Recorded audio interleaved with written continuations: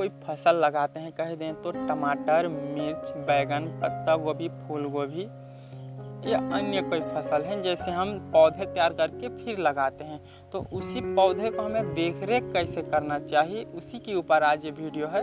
तो वीडियो में अंत तक बने रहिए। और मैं हूँ सूरज, आप देख रहे हैं साहू एग्रीकल्चर यूट्यूब चैनल, और स्वागत करता हूँ आपको साहू एग्रीकल्चर यूट्यूब चैनल में। किसान साथियों, यदि आप चैनल में नए हैं तो चैनल को सब्सक्राइब कीजिए, इससे हमें विश्वास बढ़ता है कि हाँ, हम वीडियो बना रहे हैं, किसान तक जा रहा है, किसान का काम आ रहा है। तो वीडियो को एक लाइक ज़रूर कीजिए।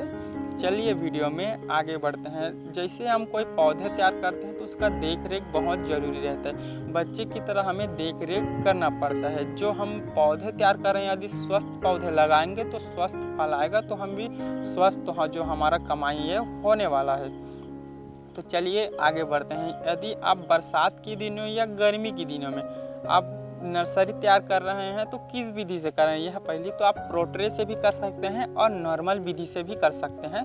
यदि आप प्रोट्रे से करना चाहते हैं, पता नहीं आपको, तो हमारे वीडियो में जाकर, चैनल में जाकर ये वीडियो देख लीजिए कि प्रोट्रे में नर्सरी तैयार कैसे करते हैं। तो पहले आपको क्या करना है, एक छोटा सा घर बना लेना है। नेट का उतना खर्च नहीं आएगा, 1000-1500 में आपका नेट जो है, जो छोटा सा घर आपका तैयार हो जाएगा। अब दूसरी बात यह है कि हमें पानी टाइम के टाइम देना है। यदि आप मग से देते हैं तो मग से ना दीजिए, यदि बड़े बूंद पड़ेगा तो जड़ के पास जाएगा, वहाँ का मिट्टी धुल जाएगा, तो जड़ खराब होगा, तो हमें नुकसान हो जाएगा। आपसे निवेदन करता हूँ कि आप जार जो आता है, सब फोकर पानी देने का भी कहते हैं, मग भी कहते हैं, उससे देगा क्या है, उससे समान मात्रा में पानी पड़ता है और बूंद बूंद से पड़ता है, उससे क्या है, पौधे में अच्छे से पानी चला जाता है।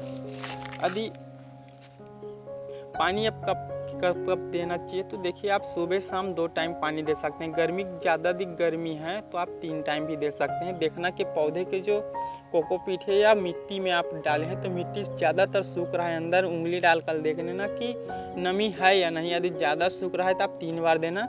यदि बारिश के दिनों में आप नर्सरी तैयार कर रहे हैं तो देखना कि नमी कितनी है। ज़्यादा नमी होने से फंगस का भी जो आने का अटैक होता है वो बढ़ जाता है। तो आप बारिश के दिनों में देखना कि कितनी नमी है। यदि नमी बनी रही है, यदि जो मौसम है वो बारिश है, बादल छाए हुए हैं, तो आप 1 टाइम भी पानी दे सकते हैं। अब आपके पौधे में यदि यदि प्रोट्रे जो नर्सरी है या नॉर्मल विधि की नर्सरी, उसमें पीलापन आ रहा है, तो देखिए दो कारण हो सकते हैं। एक तो फंगस का अटैक होगा या फिर पोषक तत्वों की कमी होगी। यदि पोषक तत्व कमी होगी तो आप NPK 19-19 दे सकते हैं।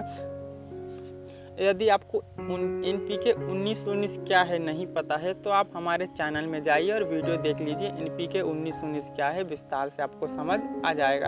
अब NPK 19-19 देना है, कितना देना है, 1 लीटर में 1.5 से 2 ग्राम देना। यदि पौधे छोटे हैं, जैसे कह दें तो 10 से 12-15 दिन के अंदर है तो आप 1 से 1.5 ग्राम दीजिए। जैसे 15 दिन के उस पार है तो आप इसमें 2 ग्राम दे सकते हैं NPK 19-19। इससे हमारा जो पौधे के पीलेपन की समस्या है वो दूर हो जाएगी, 2-3 दिन में हरियाली छा जाएगी। अब जड़ों का विकास करना चाहें, जैसे हम कहते हैं जड़ उतना पकड़ नहीं रहा है, तो आप ले सकते हैं ह्यूमिक एसिड। ह्यूमिक एसिड के बारे में देखिए, 1 लीटर पानी में आधे ग्राम देना है। यदि लिक्विड फॉर्म में है तो आधा ml देना है, और दानेदार जैसे है तो आप आधे ग्राम देना है। 1 लीटर पानी में आप कितना लीटर का स्प्रे खाएगा, आप उस हिसाब से कैलकुलेशन करके आप उसे स्प्रे कर सकते हैं। यदि फंगस का अटैक है, जैसे कह दें तो कॉलर रूट, जो जड़ के ऊपरी भाग में हमारा जो पौधा है वो सूख जाते हैं, वहाँ से सूख जाते हैं, फिर हल्का सा गल जाते हैं और पौधे मुरझा कर नीचे गिर जाते हैं, तो इसे कॉलर रूट कहते हैं। ये फंगस से ही अटैक होता है जो मिट्टी में रहती है। तो इससे क्या होता है कि हमारा जब पौधा मर जाता है, तो इसके लिए आप कोई भी एक फंगिसाइड ले सकते हैं। आप चाहे तो ट्राइकोडर्मा भी ले सकते हैं, अब कार्बेंडाजिम भी ले सकते हैं। उसको कार्बेंडाजिम के ले सकते हैं, 1 लीटर में 1 ग्राम के तौर से आपको स्प्रे करना है। यदि उससे भी नहीं हो रहा है तो आप रिडोमिल गोल्ड भी ले सकते हैं। रिडोमिल गोल्ड आपको लेना है 1 ग्राम 1 लीटर में 1 ग्राम के हिसाब से आपको स्प्रे कर देना है। इससे हमारा जो फंगस का अटैक की या समस्या है उससे दूर हो जाएगी और हमारा जो पौधे है स्वस्थ और अच्छे जड़ेदार और मोटे जो उसके तने हैं वो बाहर निकल आएगी। यदि फसल जो हमारा जो पौधा है तैयार जो कर रहे हैं उसमें रस चूसे कीटों का भी अटैक होता है, प्रकोप देखने को मिलता है, तो आप ब्लू स्टिकी ट्रैप और येलो स्टिकी ट्रैप लगा सकते हैं। इससे क्या होता है, हमारा जो रस चूसने कीट जो नर होता है वो उससे आकर्षित होते हैं और जब भी बैठ जाते हैं तो उसमें चिपचिपा पदार्थ होता है उससे चिपक जाती है। तो चिपकने कारण और माता के साथ संभोग नहीं कर पाने से उसकी जो जनसंख्या है उससे नियंत्रण हो जाता है। यदि फसल में भी आपका इस प्रकोप दिख रहा है, जैसे कह दें तो फसल को कोई कीट खा रहा है या बैठ रहा है, आप ध्यान से देखना, छोटे छोटे मक्खियाँ रहती हैं, बहुत बारीकी से देखने से दिखता है। यदि इसका प्रकोप है तो आप इमिडाक्लोपीड 17.8% SL फॉर्म वाली का स्प्रे ले सकते हैं। इसको कितना लेना है, 1 ml प्रति लीटर के दौर से आप इसे स्प्रे कर सकते हैं। इससे हमारे जो कीट का नियंत्रण है, रस चूसने वाले कीट से, इससे हमें बचाव हो जाएगा अपने प्लांट के लिए। अब जब हम नर्सरी कोई भी लगा रहे हैं तो कितने दिनों में तैयार हो जाते हैं, तो लगभग 30 पर 32 दिनों 25 दिन में भी हो जाते हैं यदि अच्छी देख रेख करते हैं तो ये थी कि हम पौधे की जो प्लांट है या नर्सरी है उसकी देखरेख में कुछ जानकारी।